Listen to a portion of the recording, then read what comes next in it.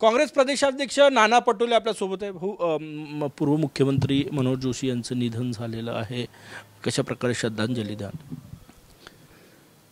मनोज जोशीजी हे एक प्रशासक होते, महाराष्ट्राचे मुख्यमंत्री म्हणून, देशाच्या लोकसभेचे स्पीकर म्हणून त्यांनी ज्या हातोटीने हे काम केलं त्याची आजही आठवण सगळ्यांच्या मनात आहे। एक योग्य आणि कुणाच्या बदलचा द्वेष न असलेला, हसत खेळत सगळ्यांना न्याय देणारं हे व्यक्तिमत्व होतं। मनोज जोशींच्या गेल्यामुळे निश्चितपणे महाराष्ट्राची एका नेतृत्वाची हानी झालेली आहे।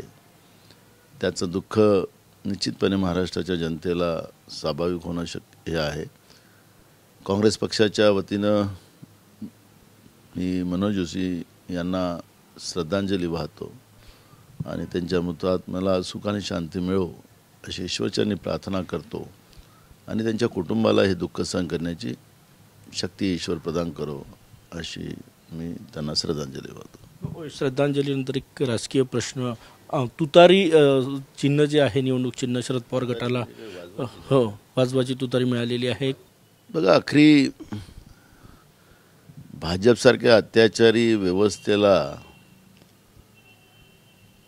या तुतारीनंच हाकलण्याची क्षमता निर्माण करण्याचंच व्यवस्था नशिबाने केली असेल असं मला वाटतं। कारण की शरद पवार साहेबांनी ज्या राष्ट्रवादीला जन्म घातला होता, त्यांची ती जे चिन्ह होतं घडी, ती घडी पण त्यांनी चोरून नेली आणि ते BJPच्याच केंद्रीय नेतृत्वाचं ते पाप आहे। तर त्याच्यामुळे त्यांना जे तुतारी मिळालेली आहे ती तुतारी निश्चितपणे उपयोगी ठरणार आहे। आमच्या आघाडीमध्ये आम्ही ती तुतारी असेल, उद्धव ठाकरे साहेबांकडे असलेलं मशाल असेल, आणि या तुतारी आणि मशालचं योगायोग असं आहे की हे सगळे पंजानी वाजवले जातात, पंजानी पकडले जाते। एका वेळेस एकच वाजवलं जातात पंजानी। आता तुम्ही तुतारी वाजवणार आहे की मशाल पकडणार आहे? एका हातात मशाल, एका हातात तुतारी, दोन्ही पंजानीच वापरलं जाणार आहे। त्याच्यामुळे हे विरोधकांचा प्रश्न होता हा, म्हणजे सत्ताधारी महायुतीचे जे तुमचे विरोधक आहेत त्यांना काय, त्यांची तुतारी वाजणारच आहे, आता त्यांना लोक हाकलणारच आहे। त्याच्यामुळे ते काही बोलतील त्याला काही अर्थ नाही आहे। ही खऱ्या अर्थानं जे भविष्य आता पुढचं, त्या भविष्याचा एक संदेश एका अत्याचारी आणि तानाशा BJPला दिला गेलेला आहे। आणि मी तुम्हाला सांगतो की शरद पवारांची तुतारी महाराष्ट्रातल्या कानाकोपऱ्यात लवकर पोहोचेल का? कारण की निवडणुका काही दिवसांवर आलेल्या आहेत, त्यांनी कब्बशी, वटवृक्ष हे सगळे सिम्बॉल मागितले होते, ते मिळालेले नाही त्यांना। पोहोचेल तुतारी, मी तुम्हाला सांगितलं ना, पंजासोबत आहेत त्याच्यामुळे तुतारी पोहोचेल। काय वाटतंय गुरु, बारामती हाय व्होल्टेज यावेळेस निवडणूक असेल, कारण की सुनेत्रा पवार सुप्रिया सुळे अशी ही लढत आहे।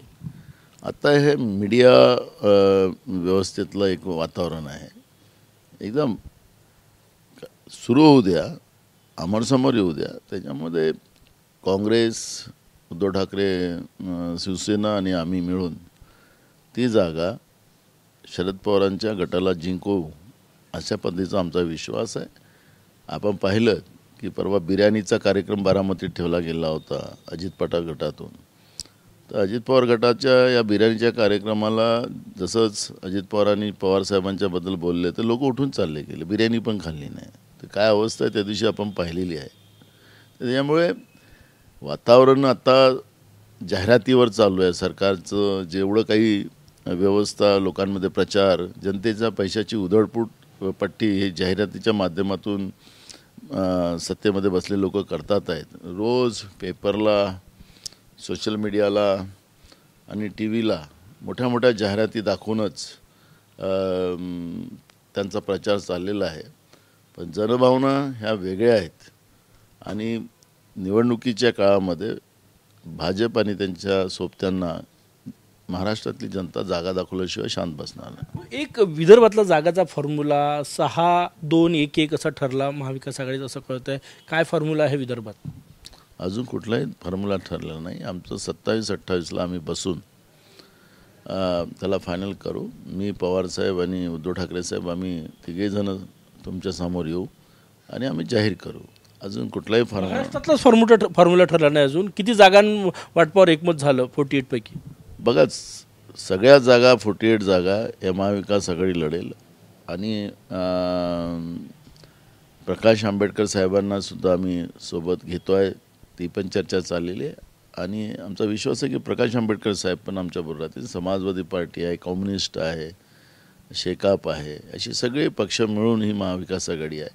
त्याच्यामुळे या सगळ्या व्यवस्थेला ताकदीनं आम्ही मूड बांधलेली आहे आणि प्रकाश आंबेडकर साहेबांशी आमचं बोलणं चाललेलं आहे. प्रकाश आंबेडकरांचंही सुद्धा या आठवड्यामध्ये येणाऱ्या निश्चितपणे काँग्रेस म्हणतो महाविकास आघाडीमध्ये ते समाविष्ट होतील असा आमचा विश्वास आहे. त्याच्याकडे रिप्लाय मिळाला का? तुम्ही पत्र लिहिलं होतं, त्यांना काही रिप्लाय मिळतंय का? त्यांना बोलणं झालं आहे आमचं. त्याच्यामुळे उद्धव ठाकरे साहेब त्यांच्याशी बोलतात आहेत. आज त्याला 2-4 दिवसामध्ये तो पण सकारात्मक उत्तर आम्हाला मिळेल असा आमचा विश्वास आहे. त्यांनी 12 काहीतरी जागा मागितल्या होत्या. किती जागांवर तुम्ही देणार ते बसून निर्णय करू, कारण की हा वाटाघाटीचा इश्यू नाही आहे. कोणाला किती जागा भेटतात तो काही भाग नाही आहे. महाराष्ट्रातलं भाजपचं कीड जे शेतकरी विरोधी आहे, जे आमच्या तरुणांच्या आयुष्य बर्बाद करणारं आहे, महागाईच्या माध्यमातून सर्वसामान्य लोकांना, गरिबांना बर्बाद करण्याचं काम ज्या लोकांनी केलेलं आहे, ती कीडच महाराष्ट्रातून संपवायची आहे. त्यामुळे कोणाला किती जागा मिळतात हा विषय नाही आहे. मेरिटच्या आधारावर त्या पद्धतीचे निर्णय घेऊन महाराष्ट्रातून BJPचा हद्दपार करायचा हाच एक मनसुबा आमचा आहे. जागा वाटप जाहीर कधीपर्यंत होणार? कारण की आचारसंहिता मार्चच्या याच महिन्यामध्ये होईल ना. 27-28 घाई खूप काय आहे तुम्हाला? आता जाणून घ्यायचं आहे ना तुम्हाला. महायुतीची काय हालत आहे आपल्याला माहिती आहे का? महायुतीमध्ये भयानक आहे. परवा विधानसभेत आपण पाहिलं, मुख्यमंत्री उठले तर एक सिनियर मंत्री उभे झालेत, ते बोलायला पाहत होते, ओरडत होते. असं जी असमन्वय, जेव्हा कामकाज सुरू झालं तर स्पीकर कन्फ्यूज झालेत, कामकाजाचं पत्रक बदलावून टाकलं आणि दुसरंच आणलं. तर राज्यपालाचा अपमानसुद्धा त्या ठिकाणी विधानसभेत करताना आपण पाहिलेला आहे. त्याच्यामुळे सरकारमध्ये आत्ता जो गोंधळ चाललेला आहे महायुतीमध्ये, तो आपण पाहतो आहे. तुमचं जागा वाटप 27-28ला जाहीर करणार तुम्ही? या महिन्यामध्ये आम्ही जाहीर करू. 29 तारखेचा महिना आहे. मग मला माहिती आहे. कधी 29ला की 28ला की 27? जे करू ना आम्ही. तुम्ही एवढे काही नको करा. आचारसंहितेच्या पहिल्या आमच्या जागा जाहीर होते. महायुतीचंही जागा वाटप अजून जाहीर झालं नाही. हे त्यांच्यामध्ये फार भानगडी आहेत, तुम्हाला सांगतोय ना. तुम्ही आता आम्ही काहीतरी वाचत होतो परवा, 4 जागा अजित पवार गटाला, 32 जागा काहीतरी BJPला, 12 जागा काहीतरी, असं ते जे फॉर्म्युले येतात बाहेर. किती गोंधळ असेल तुम्हाला लक्षात नाही. भंडारा गोंदिया लोकसभेतून काँग्रेसकडून तुम्ही लढणार अशी चर्चा आहे मतदारसंघात. मी सुरुवातीला सांगितलं की पक्ष जो आदेश देईल त्याचं मी पालन करेल. मागच्या वेळेस आपण पाहिलं की नागपूरमधून लढायचा आदेश दिला, लढलंच ना आम्ही. भंडाऱ्यातून लढणार नाही, मला माहीत नाही. पक्षाचा जो आदेश असेल त्याचं पालन करू. काँग्रेस हे सिनियर नेते, म्हणजे विजय वडेट्टीवार असो, नाना पटोले असो, बाळासाहेब थोरात असो, मोठे नेते लोकसभेच्या मैदानात उतरवण्याची शक्यता आहे काय? बघा, हायकमांड काय डिसाईड करतं त्याच्यावर सगळा खेळ.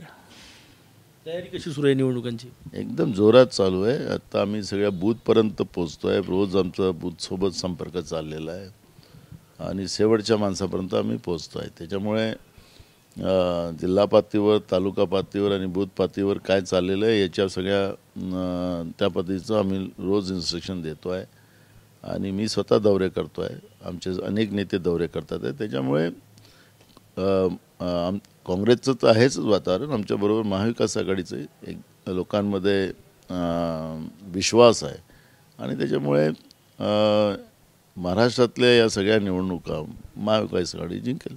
टेंटेटिव्ह काय फॉर्म्युला असेल? 48 जागा महाविकास आघाडी लढेल. शेवटचा प्रश्न माझा, भाजप म्हणते की आणखी काँग्रेसचे नेते आमदार आमच्याकडे येणार. तुमचे काही आमदार तिथे लोणावळ्याला आले नव्हते? जेवढे जायचे तेवढे घेऊन जा म्हणा त्यांना तातडीनं.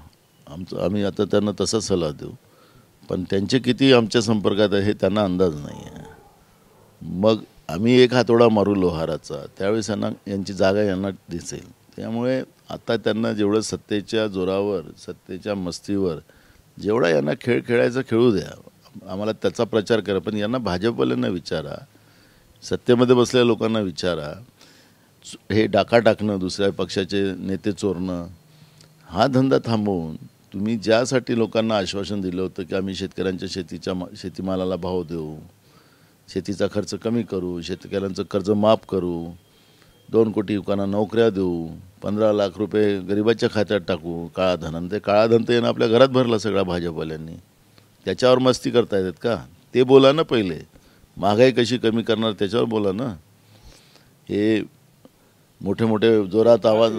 बाळासाहेब थोरात म्हटले होते की आमचं सरकार आल्यावर अशोक चव्हाण परत येईल, तुम्ही प्रदेशाध्यक्ष म्हणून त्यांना परत घेणार का? आलेच सर, हायकमांड निर्णय करतील त्याचा.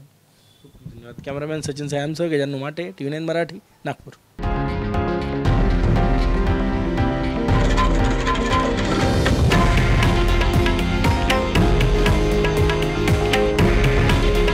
हे आहे देशातील नंबर 1 न्यूज नेटवर्क आणि आपण पाहत आहात TV9 मराठी. काळजी तुमची, हित महाराष्ट्राचं.